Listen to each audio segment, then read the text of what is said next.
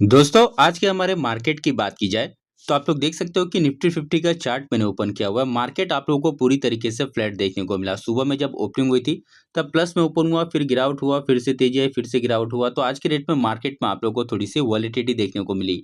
अगर आप लोग बैंक निफ्टी का चार्ट देखोगे तो ये पूरी तरीके से फ्लैट था। वहीं पे अगर आप लोग मिड कैप इंडेक्स चेक करोगे तो ये भी आप लोग को पूरी तरीके से फ्लैट देखने को मिला। लेकिन सुबह में सारे के सारे अच्छे चल रहे थे, बाद में आप लोग को सभी के अंदर गिरावट देखने को मिली। अगर आप लोग स्मॉल कैप 250 इंडेक्स को चेक करोगे तो यहाँ पर भी लगभग आधा परसेंट की गिरावट है। तो पूरे मार्केट का जो माहौल था ना, सुबह में पॉजिटिव था लेकिन बाद में आप लोग को थोड़ा सा नेगेटिव देखने को मिला। बेसिक एसएमई आईपी इंडेक्स की बात की तो ये पूरी तरीके से फ्लैट था। मेरे पोर्टफोलियो की बात की जाए तो आज के रेट में मेरा मेन पोर्टफोलियो आधा परसेंट नीचे गिर गया, लेकिन मेरे एसएमई पोर्टफोलियो की बात किया तो वहां पे 4% तक की तेजी देखने को मिली। और उसका रीजन ये है कि जो एसएमई कंपनियां अगर देखोगे तो मतलब उनके अंदर बहुत ज्यादा तेजी आ रही है। मैंने आप लोग को अपडेट किया था कि जो एसएमई आईपी इंडेक्स है ये अपने टॉप से लगभग 38% तक गिर गया था। अगर आप लोग इसकी गिरावट चेक करोगे ना तो यहाँ से 38% तक की गिरावट थी।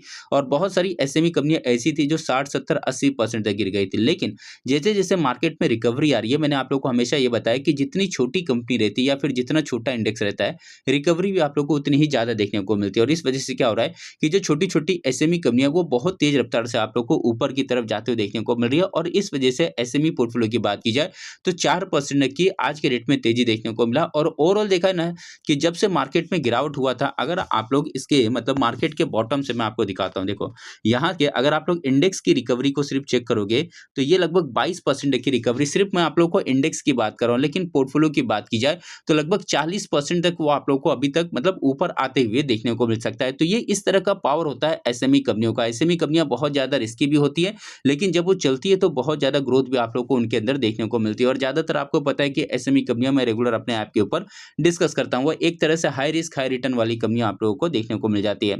आप लोग भी चाहो तो कमेंट बॉक्स में जरूर लिख कर देना कि आज के रेट में आप लोगों के पोर्टफोलियो का क्या हालचाल था।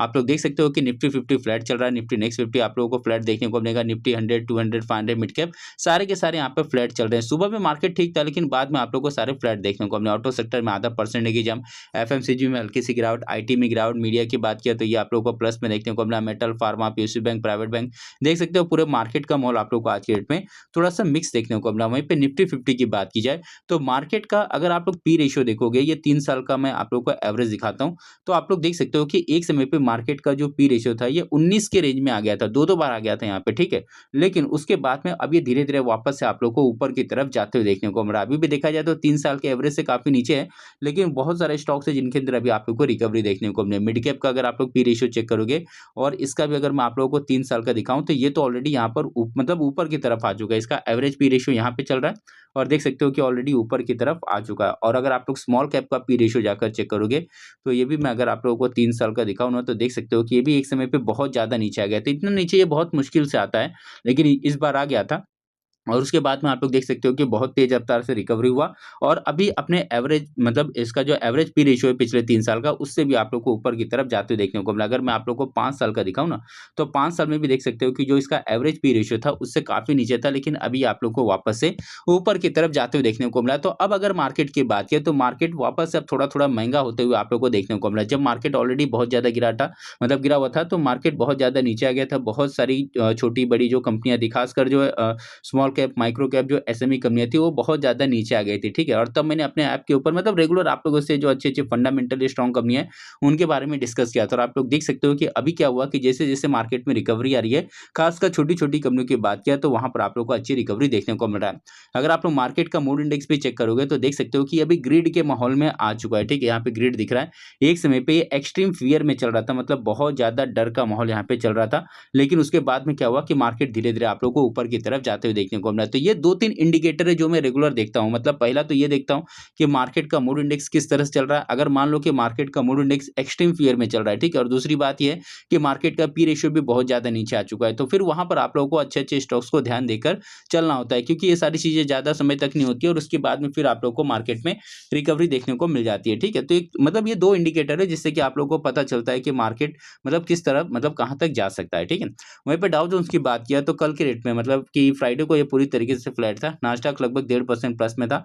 तो अमेरिकन मार्केट फ्राइडे को तो ठीक था, लेकिन अभी के समय पे अमेरिकन मार्केट का फ्यूचर देखोगे जो कि हमारे मार्केट के साथ में चलता है, तो US30 माइनस में, US500, US100 स्मॉल कैप, ये सारे के सारे आप लोगों को माइनस में देखने को मिलेंगे। तो अमेरिकन मार्केट का फ्यूचर तो डाउन चल रहा है, लेकिन इसके साथ में अगर आप लोग पूरे वर्ल्ड का मार्केट चेक करोगे तो ब्राजील के मार्केट में आधा परसेंट की गिरावट है, जर्मनी के मार्केट में गिरावट है, इंग्लैंड के मार्केट में गिरावट है, फ्रांस के मार्केट में गिरावट है, और वो भी ज्यादा मतलब बड़ी गिरावट है। और इस वजह से हमारे मार्केट में भी आप लोगों को आज के डेट में थोड़ा सा प्रेशर देखने को मिला। देख सकते हो स्विट्जरलैंड का मार्केट भी गिरा हुआ है, या उसके अलावा अगर आप लोग रशिया का मार्केट देखोगे तो आधा परसेंट ये प्लस में चल रहा है। अगर टर्की के मार्केट की बात करें तो यहाँ पर हल्की सी गिरावट है। इजराइल के मार्केट में आधा परसेंट की जंप है। सऊदी का अगर आप लोग मार्केट देखोगे तो लगभग 1% प्लस में सॉरी यहाँ पे गिरावट है। जापान के मार्केट में देख सकते हो तेजी है। ऑस्ट्रेलिया प्लस में, न्यूजीलैंड प्लस में, चाइना का मार्केट यहाँ पे प्लस में, हैंगसेंग की बात की तो ये प्लस में चल रहा है। ताइवान के मार्केट में गिरावट है, कोरिया का मार्केट प्लस में है। तो पूरा वर्ल्ड का अगर आप लोग आज के डेट में मार्केट चेक करोगे तो कहीं पर तेजी, कहीं पे गिरावट है। ज्यादातर माहौल आप लोग को आज के डेट में निगेटिव देखने को मिलेगा, और उसका रीजन ये है ना कि क्रूड के प्राइस वापस से बढ़ चुके हैं, लगभग 5% तक बढ़ गया, और देख सकते हो कि 94 के पास में आप लोग को वापस से आते हुए देखने को मिल रहा है। तो क्रूड जैसे जैसे ऊपर जाएगा मार्केट में आप लोग को थोड़ी बहुत वॉलेटिलिटी देखने को मिल सकती है, और क्रूड अगर नीचे आता है तो इसमें मार्केट आप लोग को अच्छा परफॉर्म करते हुए देखने को मिल सकता है। और क्रूड के अंदर तेजी की वजह क्या है, तो अमेरिका और ईरान के बीच में जो टेंशन है, आप लोग देख सकते हो कि हर 1 मिनट पे, हर 1 घंटे की बात किया तो कुछ ना कुछ यहाँ पर अपडेट आ रहा है, और इनके बीच में जो टेंशन है वो आप लोग को वापस से बढ़ते हुए देखने को मिल रहा है। आप लोग देख सकते हो कि आज के डेट तक का जो आप लोग को अपडेट देखने को मिलेगा कि अमेरिका द्वारा ईरान के बंदरगाहों की नाकेबंदी शुरू करने और हॉर्मुज में तनाव बढ़ने के बाद कच्चे तेल की कीमत 6 से लेकर 8% तक बढ़ गई। मतलब यहाँ पे साफ साफ दिख रहा है कि अमेरिका जो है वो जबरदस्ती यहाँ पे दादागिरी कर रहा है, ठीक, और ये तो किसी को भी पसंद नहीं आएगा। और इस वजह से क्या हो रहा है कि जो ईरान है वो भी यहाँ पे जवाब देने की कोशिश कर रहा है। अब यहाँ पर अगर आप लोग ब्रेंट क्रूड का प्राइस देखोगे तो ये बढ़ गया, WTI क्रूड की बात की तो ये बढ़ गया। अब यहाँ पे और एक अपडेट है कि ईरान ने हॉर्मुज जल डब्ल्यू मध्य को फिर से पूरी तरह बंद करने की घोषणा की है। विश्व के कुल तेल व्यापार का लगभग 20 से लेकर 25% इसी रास्ते से गुजरता है। तो अभी तो फिलहाल ठीक है, लेकिन आगे चल के मान लो कि क्रूड की प्राइस अगर 100 फिर या 110, 120 अगर जाता है तो फिर वहां पर बहुत ज्यादा टेंशन आप लोग को वापस से हो सकता है आते हुए देखने को मिले। शांति वार्ता विफल, तो पाकिस्तान में चल रही जो बातचीत है ये भी कोई मतलब बहुत ज्यादा प्रोग्रेस नहीं हो रहा है यहाँ पे। उसके अलावा जहाजों पे हमला किया जा रहा है, तो ये सारी चीजें आप लोग को देखने को मिलेगा। कच्चे तेल की कीमतों में इस उबाल से भारत में पेट्रोल डीजल के दाम बढ़ने की आशंका बढ़ गई है। भारत का तेल आयात मार्च में पहले ही 17% गिर चुका है। हो सकता है कि आगे चल के पेट्रोल डीजल के जो भाव हैं वो आप लोगों को थोड़े से बढ़ते हुए देखने को मिल जाए, क्योंकि अभी बहुत सारे स्टेट में इलेक्शन है, तो इसकी वजह से शायद हो सकता है कि भाव ना बढ़ रहा हो। ठीक है, आप लोग भी चाहो तो कमेंट बॉक्स में जरूर लिख कर देना कि आप लोगों को क्या लगता है कि पेट्रोल डीजल का जो भाव है वो इलेक्शन के बाद बढ़ेगा या नहीं बढ़ेगा। वहीं पे दोस्तों कुछ कंपनियों की बात किया तो जो हैवी वेटेज वाली कंपनी जैसे रिलायंस इंडस्ट्रीज आज के डेट में यहाँ पे गिरावट हो गया। HDFC बैंक की बात की तो यहाँ पर आप लोग को आज के डेट में प्रेशर देखने को मिला। ये हैवी वेटेज वाली बड़ी बड़ी कंपनियां हैं, तो इनके अंदर भी आप लोगों को आज के डेट में प्रेशर देखने को मिला। एक तो वैसे भी ये जो बड़ी कंपनियां ज्यादा चलती नहीं है, उल्टा उसके इनके अंदर आप लोग को गिरावट भी देखने को मिलता है। लेकिन जो स्मॉल कैप कंपनियों की अगर बात किया, या फिर अगर आप लोग माइक्रो कैप कंपनियां देखोगे, जो खासकर मैं रेगुलर आप लोगों को अपने ऐप के ऊपर डिस्कस करता हूँ। मेरे ऐप का नाम है market news with Nitesh Gupta. ये आप लोगों को गूगल के प्ले स्टोर पे भी मिल जाएगा और एप्पल के स्टोर पे भी मिल जाएगा, आप लोग जाकर चेक कर लेना। वहां पर मैं आप लोगों से micro cap, small cap, nano cap या जो SME कंपनियां होती है उनके ऊपर क्या अपडेट है, क्या न्यूज है, पूरा डिटेल वहां से आप मतलब वहां पर आप लोगों से डिस्कस करता हूं। तो इस ऐप को आप लोग चाहो तो डाउनलोड कर लेना।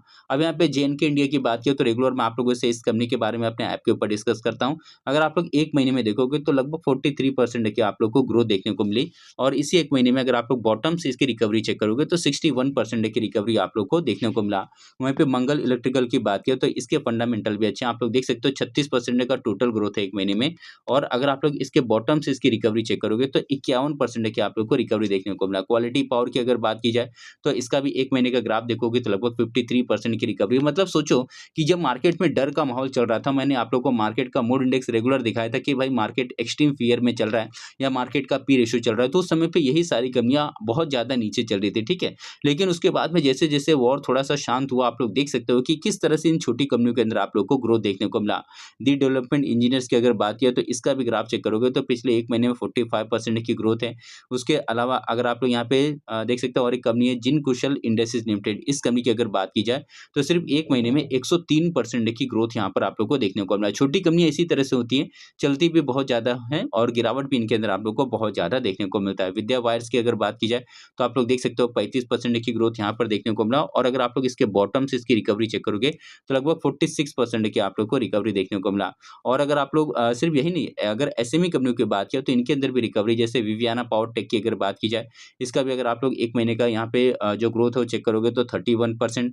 या उसके अलावा प्राइजर विस्टेक की बात किया तो मैंने आप लोग को अपडेट किया था कि भारत सरकार ने चाइना की जो सीसीटीवी वाली कंपनियां हैं उनको बैन कर दिया। तो ऐसे में आदित्य इन्फोटेक या फिर प्राइजर विस्टेक, इनको स्टडी करना। आप लोग देख सकते हो कि इनके अंदर भी अच्छी खासी ग्रोथ है और ये जो कंपनियां आप लोगों को अपने ऑल टाइम हाई पर देखने को मिलेगा। और अगर आप लोग इनका ग्राफ चेक करोगे, ये मैं आप लोग को मैक्सिमम ग्राफ दिखा रहा हूँ, तो मैक्सिमम में लगभग 200% का ग्रोथ आप लोग को देखने को मिल गया। ठीक है, तो अपने ऑल टाइम हाई पे ट्रेड कर रहा है।